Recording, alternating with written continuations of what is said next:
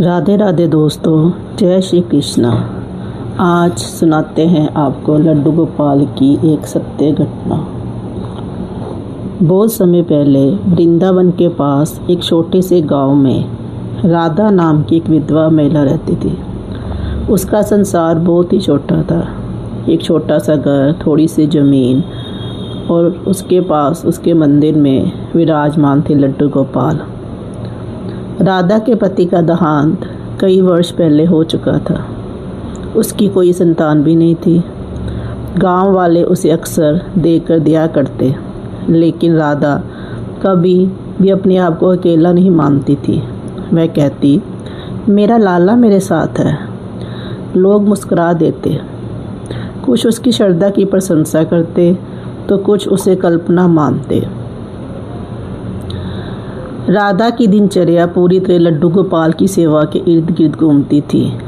वह सुबह जल्दी उठती, मंदिर साफ करती, गोपाल जी को स्नान कराती, नए नए वस्त्र पहनाती और उनसे वैसे ही बातें करती थी जैसे कोई माँ अपने छोटे बच्चे से करती है।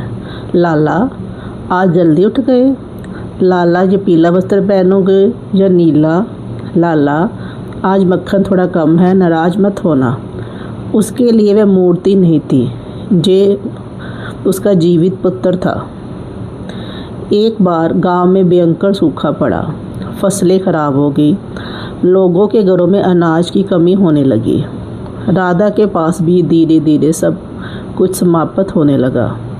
एक दिन उसके घर में केवल मुट्ठी भर आटा बचा था। उसने सोचा, आज मैं क्या करूं? पहले अपने लाला को खिलाऊं या स्वयं खाऊं? कुछ देर बाद उसने आटा गूंदा और 2 छोटी छोटी रोटियां बनाई। एक रोटी उसने लड्डू गोपाल के सामने रख दी, दूसरी अपने लिए। फिर वह बोली, लाला, अगर तुम सचमुच मेरे घर के बच्चे हो तो आज तुम्हें भी मेरे साथ यही खाना होगा। बोल लगाकर वह बाहर कुएं से पानी लेने चली गई। जब वापस आई तो उसने देखा कि थाली में रखी रोटी का एक कोना टूटा हुआ था। वह चौंक गई। उसने सोचा, शायद कोई चूहा होगा, लेकिन कमरे का दरवाज़ा तो बंद था। उसने अपने मन को समझाया और वह बात भूल गई। अगले कुछ दिनों में अजीब बातें होने लगी। कभी मंदिर में छोटे छोटे पैरों के निशान दिखाई देते, कभी माखन की कटोरी थोड़ी खाली मिलती, कभी गोपाल के वस्त्र ऐसे बिखरे होते जैसे किसी बच्चे ने खेलते हुए उन्हें छुआ हो। राधा इन बातों को देखकर भावुक हो जाती, लेकिन किसी से कुछ नहीं कहती। उसे लगता शायद उसका मन ही ऐसा सोच रहा है।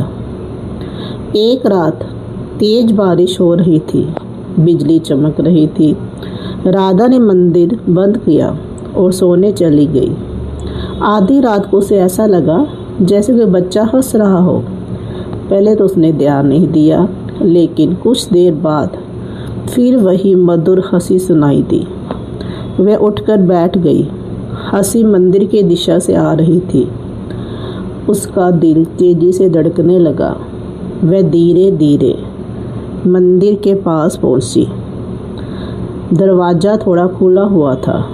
जब उसने अंदर देखा तो उसका शरीर सुन्न रह गया। मंदिर के भीतर उसे एक सुंदर बालक दिखाई दिया।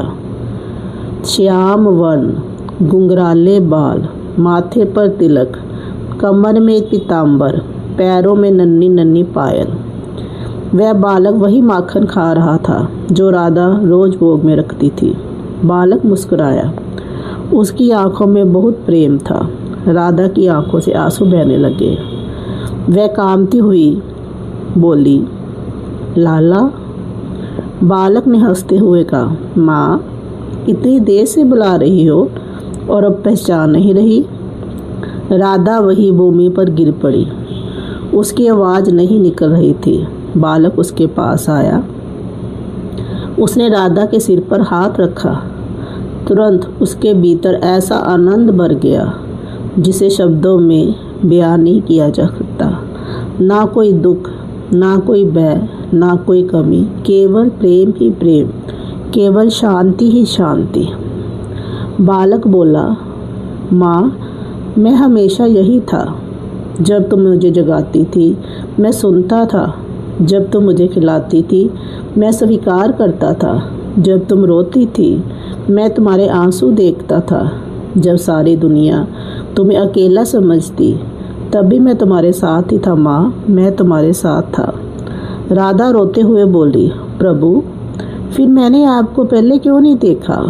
बालक मुस्कुराया, क्योंकि देखने के लिए आंखें नहीं प्रेम चाहिए, और माँ आज तुम्हारा प्रेम पूर्ण हो गया है।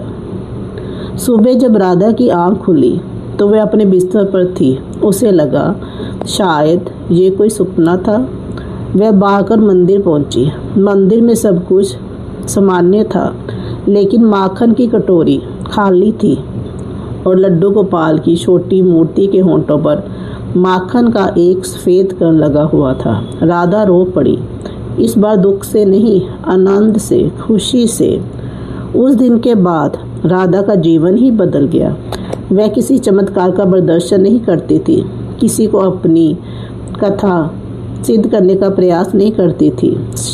जब लोग पूछते तुम हमेशा इतनी खुश कैसे रहती हो, वह मुस्कुराकर कहती, जिस घर में लाला रहते हैं वह चिंता नहीं रहती।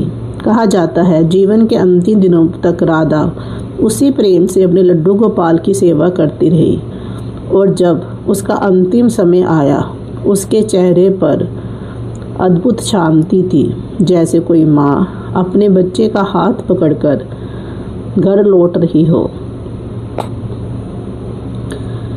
भक्तिपूर्ण ऐसी सत्य घटनाएं हमें ये संदेश देती है कि भगवान को धन वैभव की ज़रूरत नहीं, बल्कि वह तो सच्चे प्रेम, विश्वास और सेवा भाव से खुश होते हैं, उनसे उनको पाया जाता है। अगर आपके भी घर में लड्डू गोपाल है तो आपको भी कोई ना कोई अनुभूति ज़रूर हुई होगी। कमेंट में बताना क्या हुई। राधे राधे दोस्तों, अगर आपको मेरी ये सत्य घटना अच्छी लगी तो इसे लाइक, कमेंट और शेयर ज़रूर करना, और मेरे चैनल को सब्सक्राइब करना। राधे राधे।